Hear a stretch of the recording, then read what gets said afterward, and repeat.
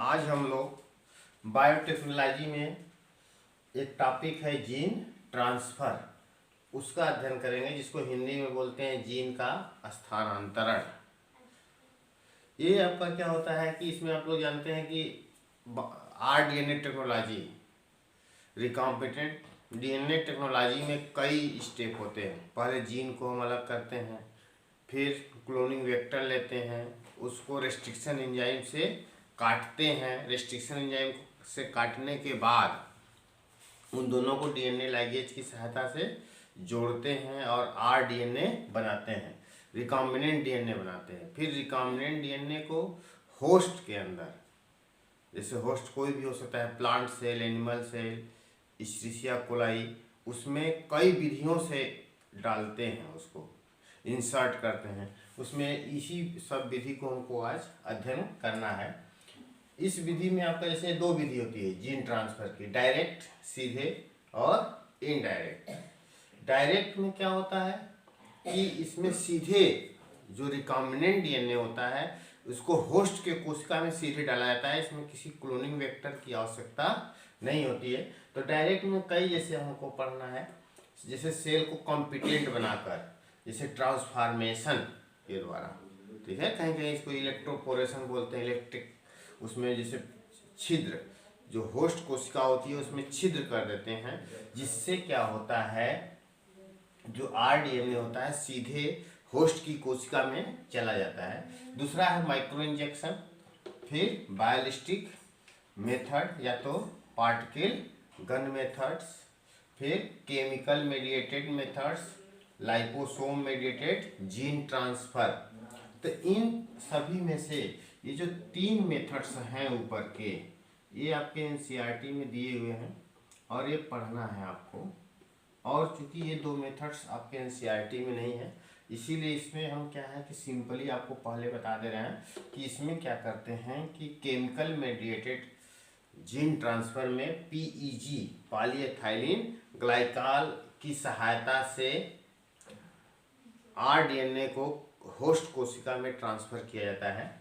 और liposome mediated gene transfer में क्या होता है कि आरडीएनए को पहले लिपिड के बैग में उसको पैक कर देते हैं, बंद कर देते हैं थैली में, और उसको फिर प्रोटोप्लास्ट से, जिस कोशिका में उसको ट्रांसफ़र करना होता है, उस कोशिका के प्रोटोप्लास्ट को लेकर के इसको दोनों को इसमें क्या कर देते हैं, फ्यूज करा देते हैं, जोड़ देते हैं, जिससे ये आरडीएनए इसमें ट्रांसफ़र हो जाता है।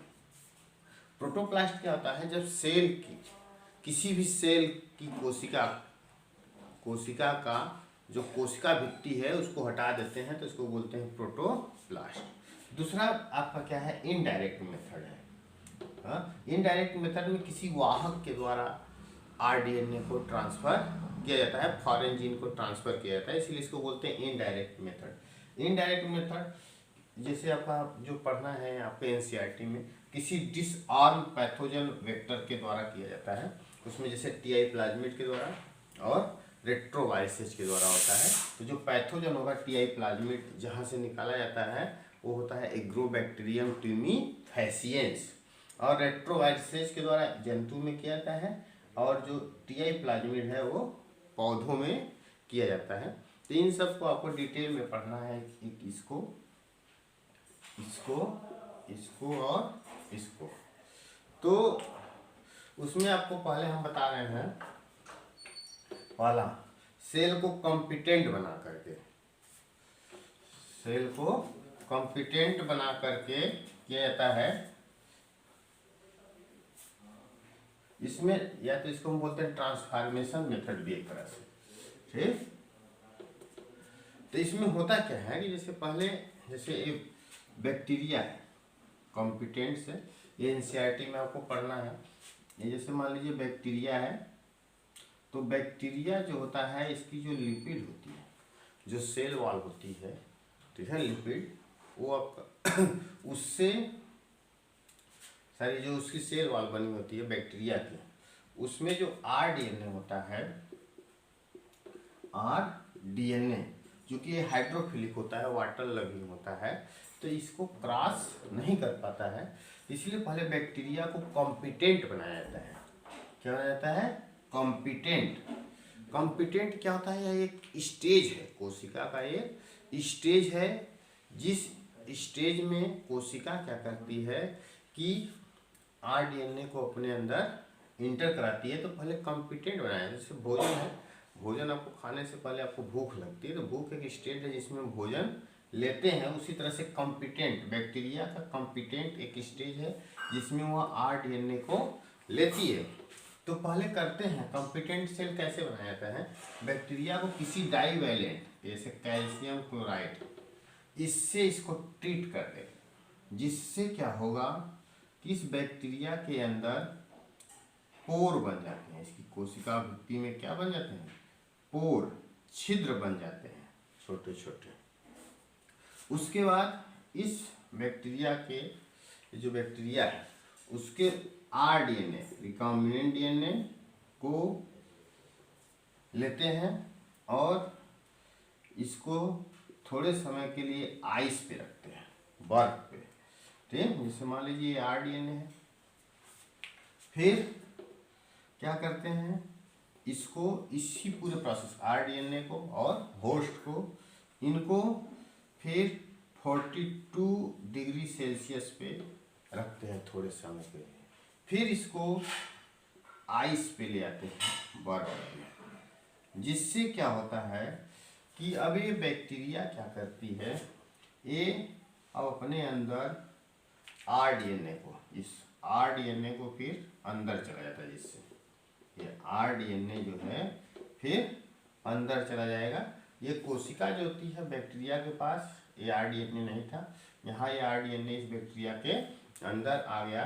तो इस तरह से हम कहेंगे ट्रांसफार्म हो गई बैक्टीरिया, क्या हो गई? ट्रांसफार्म हो गई। और इस प्रोसेस को हम क्या बोलते हैं? ट्रांसफार्मेशन। यह एक मेथड है जिसमें हम सेल को कॉम्पिटेंट बना करके आरडीएनए को ट्रांसफर करते हैं। तो ये आपको पढ़ना है, एनसीईआरटी में भी दिया हुआ है। दूसरा मेथड है जो हम बताए थे,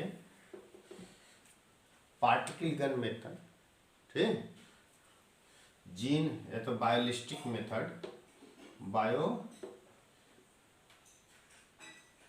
बायोलिस्टिक मेथड, ये पौधों में किया जाता है। कहाँ? ये प्लांट्स, पौधों में किया जाता है, पौधों में किया जाता है। इसमें होता क्या है कि जैसे टंगस्टन, ये टंगस्टन या तो गोल्ड, सोने का, या तो टंगस्टन का पार्टिकल होती है, ये इसका पार्टिकल है। इसी के ऊपर हम डीएनए को कोट कर देते हैं, डीएनए को कोट कर देते हैं। और फिर ये जो प्लांट सेल होती है, ये प्लांट सेल का गुणसूत्र है, इसमें गन की सहायता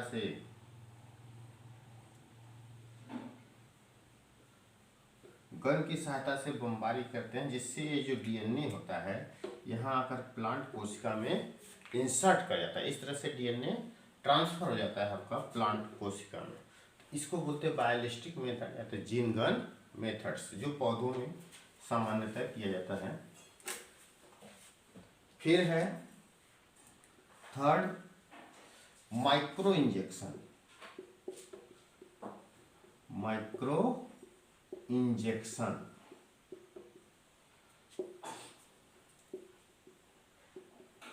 माइक्रो इंजेक्शन, माइक्रो इंजेक्शन जो होता है ये जंतु कोशिका में किया जाता है, एनिमल सेल में किया जाता है। इसमें क्या करते हैं कि सीधे जीन को, जो आपका सेल होती है उसके न्यूक्लियस में, जैसे एनिमल सेल है, इसके न्यूक्लियस में सीधे जीन को ट्रांसफर कर देता है। जैसे डीएनए है, इस डीएनए को सीधे इसके न्यूक्लियस में ट्रांसफर कर देता है, जिसको बोलते हैं माइक्रो इंजेक्शन। तो ये 3 मेथड डायरेक्ट आपको पढ़ने हैं एनसीईआरटी में। उसके सिवाय भी मैं आपको बताया था पॉलीएथाइलिन ग्लाइकॉल की सहायता से, लाइपोसोम की सहायता से जीन ट्रांसफर किया जाता है। एक इलेक्ट्रोपोरेशन होता है, इलेक्ट्रोपोरेशन टर्म यूज किया जाता है, जिसमें क्या करते हैं कि होस्ट के कोशिका में पोर बना करके उसमें डीएनए को ट्रांसफ़र किया जाता है।